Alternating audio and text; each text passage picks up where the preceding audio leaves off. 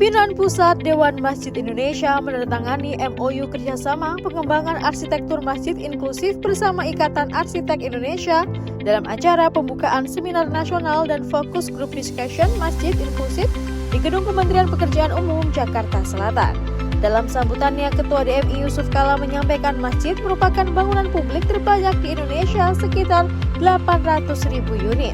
Menurutnya, desain bangunan masjid harus mendukung fungsinya secara holistik, tidak hanya sebagai tempat ibadah, tetapi juga mampu memberi dampak nyata memajukan masyarakat dari sisi sosial, pendidikan, hingga aktivitas ekonomi masjid.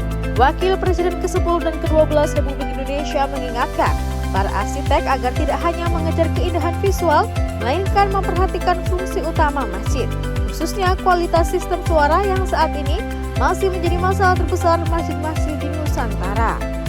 Wakil Presiden ke-10 dan 12 Republik Indonesia mengatakan, para arsitek agar tidak hanya mengejar keindahan visual, melainkan memperhatikan fungsi utama masjid, khususnya kualitas sistem suara yang saat ini masih menjadi masalah terbesar masjid-masjid di Nusantara.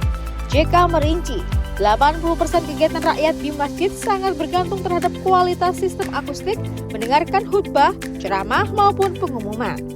Jika kualitas suaranya tidak baik, maka fungsi masjid tidak berjalan maksimal. Yusuf Kala menekankan pentingnya melibatkan ahli akustik dan sound engineer dalam tahap perencanaan, pembangunan, dan rehabilitasi masjid.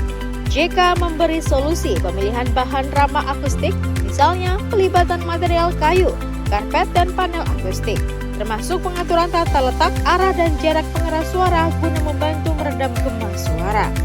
Berbicara tentang prinsip inklusif dan nyaman, JK menyoroti pentingnya pembangunan dan pengelolaan masjid yang terbuka untuk semua kalangan, termasuk desain alur fungsi bangunan, mulai dari area parkir, tempat wudhu, tempat penyimpanan alas kaki, hingga ruang utama sholat. Sebenarnya tidak perlu kubah karena sudah tanpa itu pun kedengaran. Tapi sudah ciri untuk masjid ada kubah, ada menara. Itu antara lain di mana-mana. Nah, kalau tidak ada menara, dia ketahuan bahwa dikira itu kantor atau gudang aja. Karena itu cirinya tetap dijaga, ya, seperti itu. Jadi satu orang kita ini punya 2 masjid. Kalau di kantor ada masjid di kantor. Tapi kalau kita pulang ke rumah ada masjid lingkungan.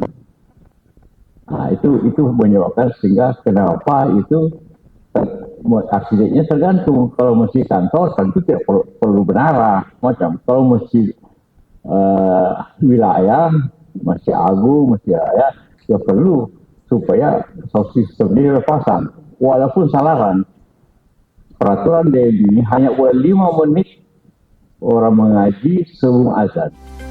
Acara ini merupakan kerjasama Ikatan Arsitek Indonesia, Kementerian Pekerjaan Umum, dan Dewan Masjid Indonesia, dihadiri Wakil Menteri Pekerjaan Umum Diana Kusumatuti, Ketua Ikatan Arsitek Indonesia Budi Yulianto, Wakil Ketua DMI Rudiantara, dan Sekjen DMI Rahmat Hidayat.